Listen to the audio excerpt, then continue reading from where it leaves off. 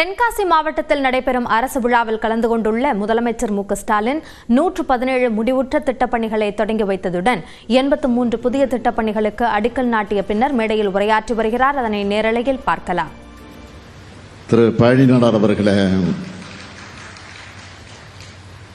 முன்னாள் பேரவையினுடைய தலைவர் அன்புக்குரிய ஆவுடையப்பன் அவர்களே,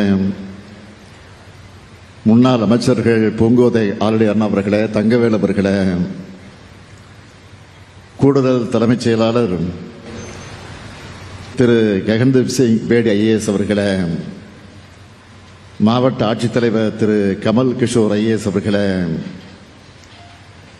ஜெயபாலன் உள்ளிட்ட கழக நிர்வாகிகளே, உள்ளாட்சி அமைப்புகளின் பிரதிநிதிகளே, அரசு உயர் அலுவலர்களே, பல்வேறு நலத்திட்ட உதவிகளை பெறுவதற்காக வருகை தந்திருக்கக்கூடிய பயனாளிகளே, என்னுடைய பாசத்திற்கும் பேரன்பிற்கும் உரிய மகளிர் சுய உதவிக் குழுவில் இடம்பெற்றிருக்கக்கூடிய தாய்மார்களே, சகோதரிகளே, பத்திரிகை மற்றும் ஊடகத்துறையை சார்ந்திருக்கக்கூடிய நண்பர்களே, உங்கள் அனைவருக்கும் என்னுடைய அன்பான வணக்கம். எங்கும் இயற்கை எழில் கொஞ்சும் மேற்கு தொடர்ச்சி மலையும் உச்சந்தலையைப் போல உள்ளத்தையும் இதமாக்கும் குற்றாலமும், இப்படி தூறலும் சாரலும் கொண்டு மக்கள் மனங்களை குளிர்விக்கும் மண் இந்த தென்காசி மண். வடக்கே ஒரு காசி என்றால் தெற்கே ஒரு தென்காசி என்று சொல்லத்தக்க வகையில் காசி விஸ்வநாதர் கோவில் அமைந்திருக்கு.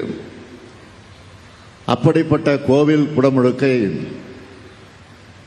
19 ஆண்டுகளுக்கு பிறகு கடந்த ஏப்ரல் மாதத்தில் நடத்திய மகத்தான அரசு நம்முடைய திராவிட மாடல் அரசு.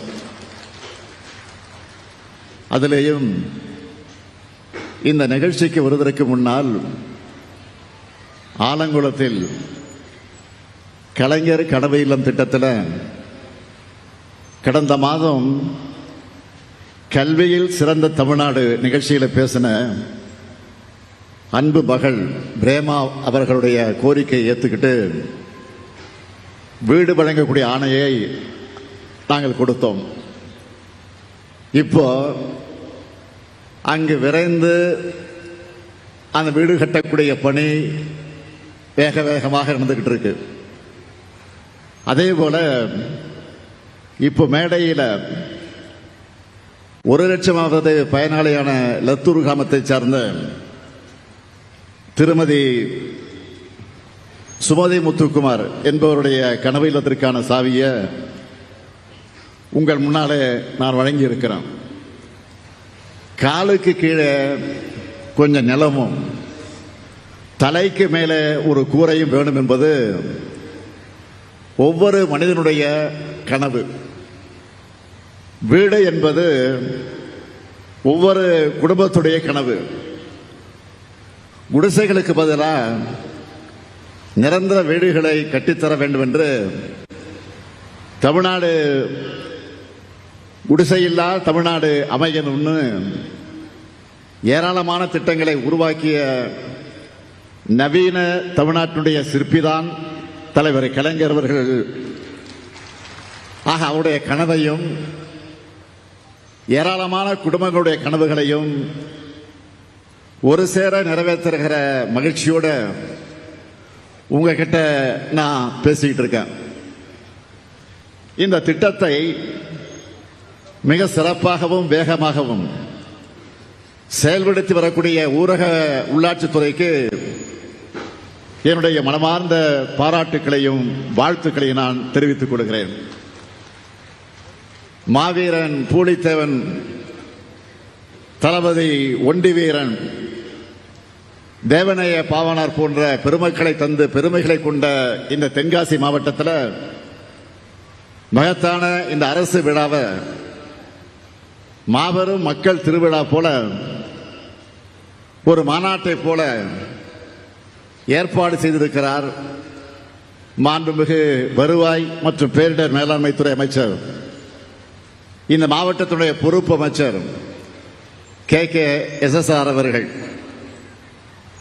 அவருடைய அரசியல் பொது வாழ்க்கையில் இதே போல எத்தனையோ பிரம்மாண்டமான மாநாடுகளை நிகழ்ச்சிகளை அவர் நடத்தியிருந்தாலும் இந்த நிகழ்ச்சி எல்லாத்துக்கும் முகடு வைத்ததை போல அமைஞ்சிருக்கு.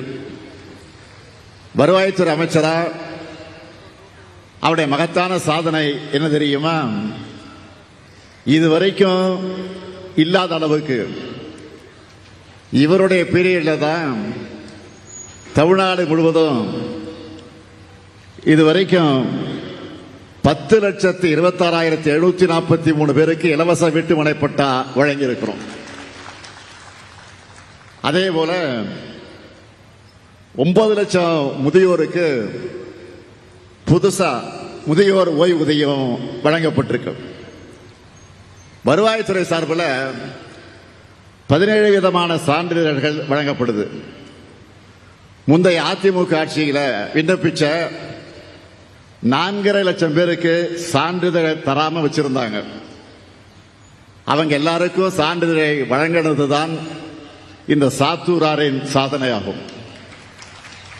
இப்படி தன்னுடைய அனுபவத்தாலும் அமைதியான செயல்களாலும் அரசுக்கு நற்சான்றிதழை பெற்று தந்திருக்கக்கூடிய மாண்புமிகு அமைச்சர் KKSSR ராமச்சந்திரன் அவர்களுக்கு என்னுடைய பாராட்டுக்கள், வாழ்த்துக்கள்.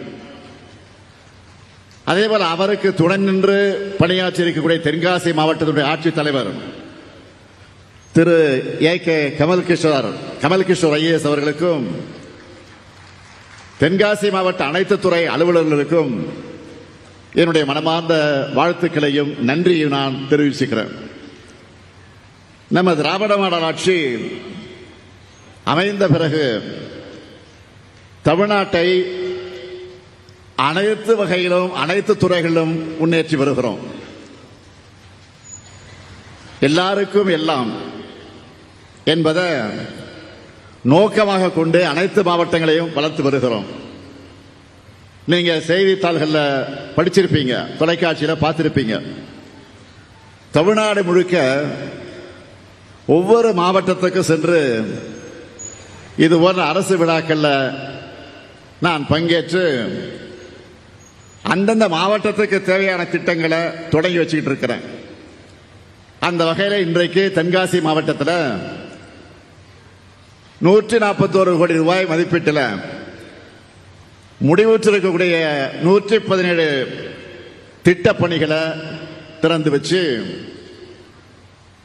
291 கோடி ரூபாய் மதிப்பிலான 83 பணிகளுக்கு அடிக்கல் நாட்டி 2,44,469 பேருக்கு 587 கோடி ரூபாய்க்கு பல்வேறு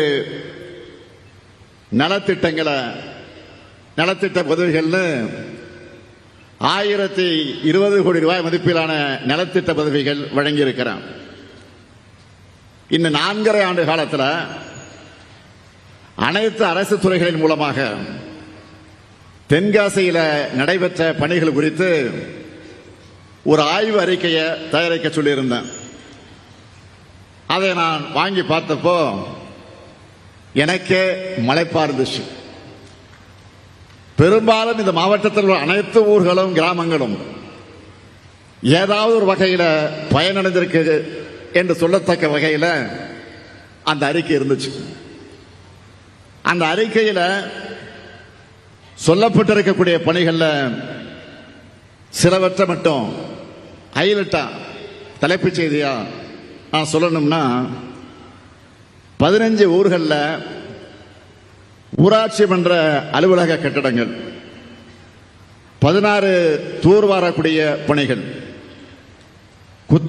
குத்தம்பாஞ்சான், மகேந்திரவாடி, கழுநேரிக்குளம், கம்பனேரி உள்ளிட்ட பல ஊர்களில் சமுதாய கிணறுகள், சொக்கம்பட்டி, பெரும்புத்தூர், கூடலூர், பருவக்குடி, உள்ளிட்ட பல ஊர்களில் உணவு தானிய கிடங்குகள், ஆலங்குளம் சிவகிரியில் ஒழுங்குமுறை விற்பனை கூடங்கள், ராவுத்தப்பேரியில் எலுமிச்சை சிறப்பு மையம், நடுவக்குறிச்சியில் அரசு தோட்டக்கலை பண்ணை, வினைதீர்த்த நாடார்பட்டி பள்ளியில் வகுப்பறைகள், தென்காசி மருத்துவமனையில் குழந்தைகள் நலப்பிரிவு, மேலக்கரை நல்லூரில் சுகாதார நிலையம், ஆழ்வார்குறிச்சி, குற்றாலம், திருவேங்கடம், பண்பழி உள்ளிட்ட 12 ஊர்களில் குடிநீர் மேம்பாட்டு பணிகள், இளஞ்சையில் புதிய சமுதாய நலக்கூடம், கடையநல்லூர், தென்காசி, செங்கோட்டை, கடையத்தை உள்ளடக்கின தாமிரபரணி கூட்டுக்குடிநீர் திட்டம்னு ஏராளமான பணிகளை எல்லாம் குறிப்பிட்டிருந்தாங்க. உங்க எல்லா ஊர் பெயர்களும் அரசோட அறிக்கையில் இருக்கு. அந்த அளவுக்கு தென்காசி மாவட்டத்தில் திட்டப்பணிகள் செஞ்சு தரப்பட்டிருக்கு. அதுக்குன்னு இவ்வளவு தூரம் நான் வந்துட்டு புதிய அறிவிப்புகளை வெளியிடாம போயிட முடியுமா? போனா நீங்க விட்டுருவீங்களா? அதுக்கும் நான் அறிவிப்பை வெளியிட விரும்புகிறேன். தென்காசி மாவட்டத்துக்கு இன்னும் என்ன செய்யணும் என்ற எண்ணத்தோட விளைவா இந்த புதிய அறிவிப்புகளை, ஒரு 10 புதிய அறிவிப்புகளை நான் வெளியிட விரும்புகிறேன். முதல் அறிவிப்பு, புதுசா உருவாக்கப்பட்ட இந்த தென்காசி மாவட்டத்துக்கு மாவட்ட ஆட்சியர், காவல் கண்காணிப்பாளர் உள்ளிட்ட அலுவலர்களுக்கு 15 கோடி ரூபாய் செலவில் 11 புதிய குடியிருப்புகள் கட்டப்படும். இரண்டாவது அறிவிப்பு, சங்கரன்கோயில், மேலநிலைத நல்லூர் பகுதியில் இருக்கக்கூடிய பெண்களுக்கு அதிக வேலைவாய்ப்பு அளிக்கக்கூடிய குருக்கல்பட்டி சிப்காட் திட்டத்தின் நீர் தேவைகளை நிறைவு செய்ய 52 கோடி ரூபாய் மதிப்பீட்டில் புதிய குடிநீர் திட்டம் செயல்படுத்தப்படும். மூணாவது அறிவிப்பு, தென்காசி மாவட்டத்தில் இருக்கக்கூடிய மாற்றுத்திறனாளிகளுக்கான ஒருங்கிணைந்த சேவை மையம் 2 கோடி ரூபாய் மதிப்பீட்டில் அமைக்கப்படும். நாலாவது அறிவிப்பு, கடையம் ஊராட்சி ஒன்றியத்துக்கு 6 கோடி ரூபாய் செலவில் புதிய கட்டடம் கட்டப்படும். அஞ்சாவது அறிவிப்பு, சிவகிரி, கடையநல்லூர், சங்கரன்கோயில் மற்றும் திருவேங்கடம் வட்டங்களில் இருக்கக்கூடிய விவசாயிகளுக்கு பயனளிக்கக்கூடிய வகையில் இந்த பகுதியில் இருக்கக்கூடிய பல்வேறு முக்கிய கண்மாய்கள் 12 கோடி ரூபாய் செலவில் சீரமைக்கப்படும். ஆறாவது அறிவிப்பு, தென்காசி வட்டம் சிவசைலம் கிராமத்தில் இருக்கக்கூடிய கடனா அணை 4 கோடி ரூபாய் செலவில் சீரமைக்கப்படும். ஏழாவது அறிவிப்பு, கடையநல்லூர் வட்டத்தில் இருக்க வரட்டாறு பாசன அமைப்பின் கீழ் உள்ள அணைக்கட்டுகள் மற்றும் குளங்கள் 4 கோடி ரூபாய் செலவில் மேம்படுத்தப்படும். எட்டாவது அறிவிப்பு, செங்கோட்டை வட்டத்தில் அடவி நயனார் கோயில் அணை திட்டத்தின் கீழ் உள்ள அணைக்கட்டுகள், கால்வாய்கள் மற்றும் குளங்கள் 5 கோடி ரூபாய் செலவில் சீரமைக்கப்படும். ஒன்பதாவது அறிவிப்பு, வீர கேரளம்புதூர் வட்டத்தில் இருக்க மாராந்தாய் கால்வாய் 2 கோடி ரூபாய் செலவில் சீரமைக்கப்படும். 10வது அறிவிப்பு, ஆலங்குளத்தில் இருக்கக்கூடிய அரசு மகளிர் கலை மற்றும் அறிவியல் கல்லூரிக்கு 1 கோடி ரூபாய் செலவில் குடிநீர் மற்றும் பிற வசதிகள் செய்து தரப்படும்.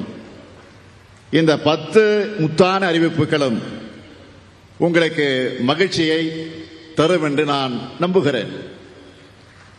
மக்களான உங்களை மகிழ்விக்கவே இந்த ஆட்சி, மக்களை காக்கவே இந்த ஆட்சி, மக்களை வளர்க்கவும் மக்களுக்கு கொடுக்கவுமே இந்த ஆட்சி.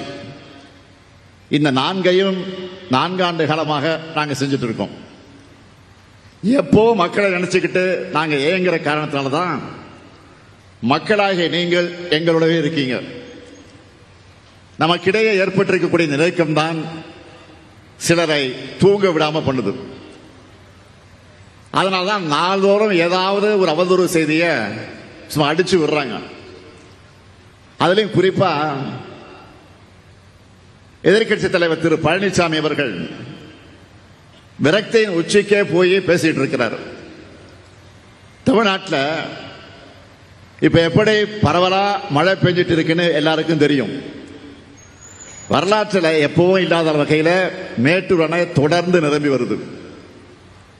மேட்டூர் அணை நீரை பாசனத்துக்காக குறிப்பிட்ட நாள் அல்ல, அதுக்கு முன்னாடியே திறந்து விடுறோம். தொடர்ந்து நல்ல மழை பெய்கிறது நல்லாட்சிக்கான அடையாளமாக மக்கள் இன்னைக்கு போற்றிக்கிட்டு இருக்காங்க. ஆனா இதை வச்சு சிலர் அரசியல் செய்யறாங்க. என்ன அரசியல்? விளைச்சல் நல்ல வாங்கல, அது அழுகிடுச்சுன்னு ஏதாவது அவதூறுகளை பழனிசாமி சொல்லிட்டு வராரு. விவசாய பெருமக்கள் பாடுபட்டு உற்பத்தி செய்யற நெல்லை ஒரு நெல்மணி கூட வீணாக கூடாதுன்னு அதிகாரிகளுக்கு நான் உத்தரவிட்டிருக்கிறேன். அந்த அடிப்படையில் கடந்த 4 ஆண்டுகள்ல முந்தைய ஆட்சி காலத்தை விட கூடுதலா நெல் கொள்முதல் செய்யப்பட்டு வந்திருக்கு. முத்தமிழறிஞர் கலைஞர் அவர்கள் 1972 தமிழ்நாடு நுகர்வோர் வாணிப கழகத்தை உருவாக்கி அதன் மூலம் விவசாயிகிட்டிருந்து நெல் கொள்முதல் செய்ய தமிழ்நாடு முழுவதும் நெல் கொள்முதல் நிலையங்களை ஏற்படுத்தி கொள்முதல் செய்யப்படக்கூடிய முறையை தமிழ்நாட்டுக்கு தனியே உருவாக்கினார். நம்ம ஆட்சியில் வேளாண் உற்பத்தி அதிகமாகி இருக்கு, பாசன பரப்பு அதிகரிச்சிருக்கு, அதுக்கேற்ப நெல் கொள்முதலையும் அதிகரிச்சிருக்கிறோம். நெல் கொள்முதல் கிடங்குகளும் அதிகரிச்சிருக்கு. கடந்த 4 ஆண்டுகள்ல விவசாயிகள் இருந்த கொள்முதல் செய்யப்பட்ட நெல் எவ்வளவு தெரியுமா? 1,70,45,545 மெட்ரிக் டன். இதுல ஆண்டுக்கு சராசரியா கொள்முதல் செய்யப்பட்ட நெல் 42,61,386 மெட்ரிக் டன். இது நம்ம ஆட்சியுடைய டேட்டா. இது ஆனா இதுவே முந்தைய அதிமுக ஆட்சி காலத்தில் சராசரியா செய்யப்பட்ட நெல் எவ்வளவு தெரியுமா? ஆண்டுக்கு 22,70,293 மெட்ரிக் டன் மட்டும்தான். இந்த அடிப்படை கூட தெரியாம பொய் சொல்லிட்டு இருக்கிறாரு எதிர்க்கட்சி தலைவர் பழனிசாமி. அவர்கிட்ட பொய்யையும் துரோகத்தையும் தவிர வேற எதையும் எதிர்பார்க்க முடியாது. அவருடைய ஹிஸ்டரி அதுதான். நெல் கொள்முதல் குறித்த மேலும் சில புள்ளி விவரங்களை சொல்லணும்னா, அதிமுக ஆட்சி காலத்தில் அக்டோபர் 1 தேதியில தான் நெல் கொள்முதல் தொடங்கப்பட்டுச்சு. நம்ம ஆட்சியில், திராவிட மாடல் ஆட்சியில் 1 மாத காலம் முன்னாடியே, அதாவது செப்டம்பர் 1 நாளே நெல் கொள்முதல் தொடங்கப்பட்டு வருது. இந்த ஆண்டினுடைய பருவமழைக்கு முன்னாடியே விவசாயிகள் நெல் அறுவடை செஞ்சு புதிய விலையில நெல்லை விற்க 1 மாசத்துக்கு முன்னாடியே செப்டம்பர் 1 தேதியே கொள்முதல் தொடங்கப்பட்டாச்சு. கொள்முதல் செய்யப்பட்ட நெல் பாதுகாப்பா மூடி வைக்கப்பட்டிருக்கு. நெல் கொள்முதல் ஈரப்பத அளவை 17 விழுக்காட்டிலிருந்து 22 விழுக்காடாக அதிகரிக்க ஒன்றிய அரசுக்கு நான் கோரிக்கை வச்சேன். அவங்களும் அந்த கடிதத்தை பார்த்துட்டு அந்த கோரிக்கை கவனிச்சுட்டு வந்து பார்வையிட்டு இருக்கிறாங்க. இப்போ ஒவ்வொரு நேரடி கொள்முதல் நிலையத்திலையும் தினமும் 1000 மூட்டைகள் கொள்முதல் செய்யப்படுது. நெல் வரத்து அதிகமாக இருக்கிறதுனால ஞாயிற்றுக்கிழமைகளே நேரடி நெல் கொள்முதல் நிலையங்கள் திறக்கப்பட்டிருக்கு, செயல்பட்டுக்கிட்டு இருக்கும். இது எதையும் தெரியாம மாண்புமிகு எதிர்க்கட்சி தலைவர் பேசிக்கிட்டு இருக்கிறார், குழப்பிக்கிட்டு இருக்கிறார். என்னை பொறுத்த வரைக்கும் தினந்தோறும் இது பற்றி விசாரிச்சுட்டு நான் நடவடிக்கை எடுத்துக்கிட்டு இருக்கிறேன். தன்னை விவசாயின்னு சொல்லிட்டு இருக்கக்கூடிய பழனிசாமி ஆட்சியில தான் மிக மோசமான நிலை. என்ன? 3 வேளாண் சட்டங்களை ஒன்றிய பாஜக அரசு கொண்டு வந்துச்சு. அதுக்கு எதிராக 2 ஆண்டு காலம் போராடின விவசாயிகளை பற்றி என்ன சொன்னாரு பழனிசாமி? புரோக்கர் கொச்சைப்படுத்தி பேசினார். அதை நாடு மறக்கல, விவசாயிகளை மறக்க மாட்டாங்க. ஆனா நம்ம திராவிட மாடல் ஆட்சி அமைஞ்சதும் 3 வேளாண் சட்டங்களுக்கு எதிராக சட்டமன்றத்தில் தீர்மானம் கொண்டு வந்தவன் இதோ உங்கள் முன்னால் நின்று கொண்டிருக்கக்கூடிய முத்துவேல் கருணாநிதி ஸ்டாலின். நல்லா தெரியும் நாட்டுக்கு.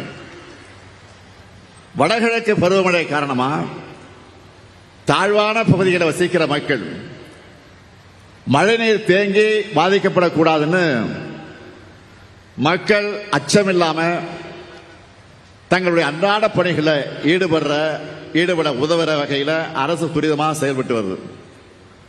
தொடர்ந்து நிலைமையை கண்காணித்து அதிகாரிகளுக்கு உத்தரவுகளை எல்லாம் பிறப்பித்து அதை நாங்கள் ஃபாலோ பண்றோம்.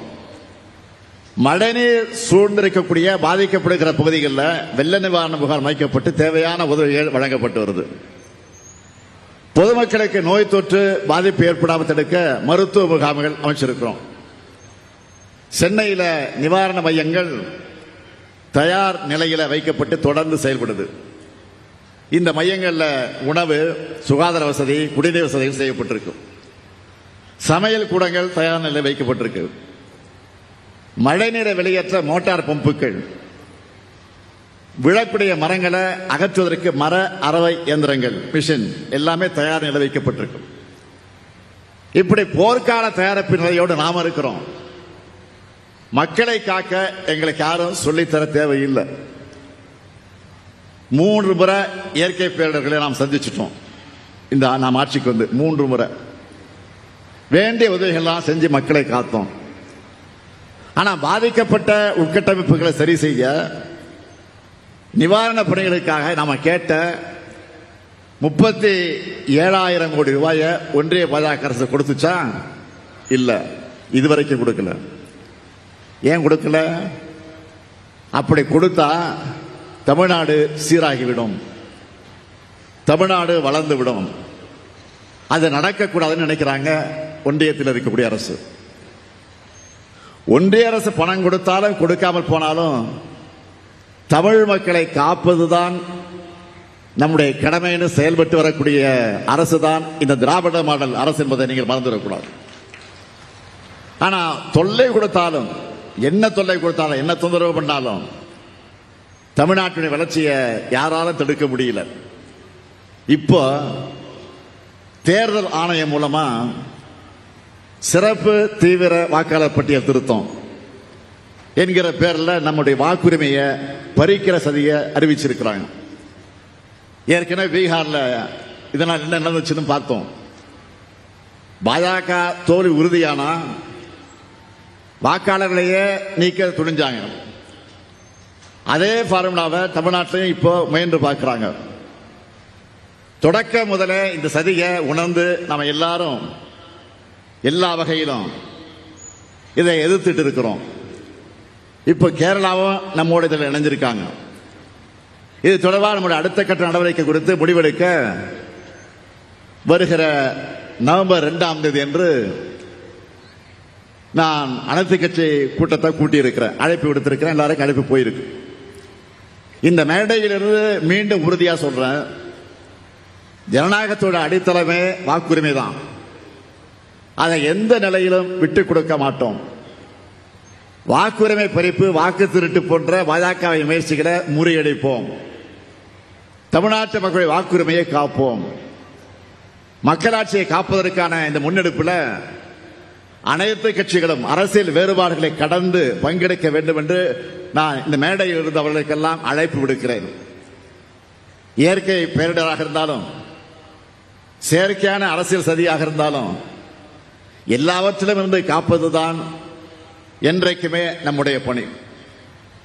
நான் முதல்ல சொன்னது போல மகத்தான உங்களை மகிழ்விக்கவே இந்த ஆட்சி, மக்களை காக்கவே இந்த ஆட்சி, மக்களை வளர்க்கவே இந்த ஆட்சி, மக்களுக்கு தேவையானதை கொடுக்கவே இந்த ஆட்சி. இந்த நல்லாட்சி எந்நாளும் தொடரும் தொடரும். தமிழ்நாட்டின் வளம் பெருகும் பெருகும் என்று சொல்லி விடைபெறுகிறேன். நன்றி, வணக்கம். தென்காசிக்கு பயணம் மேற்கொண்டிருக்கும் முதலமைச்சர் மு.க.ஸ்டாலின் பேசிய காட்சிகளை பார்த்தோம். எதிர்க்கட்சித் தலைவர் எடப்பாடி பழனிசாமியை விமர்சித்தும் மத்திய அரசு நிதி வழங்கவில்லை என்று பல்வேறு கருத்துக்களையும் அவர் பேசியிருக்கிறார். வாக்காளர் பட்டியல் சிறப்பு தீவிர திருத்தத்திற்கு எதிராக ஆலோசனையில் பங்கேற்க அனைத்து கட்சிகளுக்கும் முதலமைச்சர் அழைப்பு விடுத்திருக்கிறார்.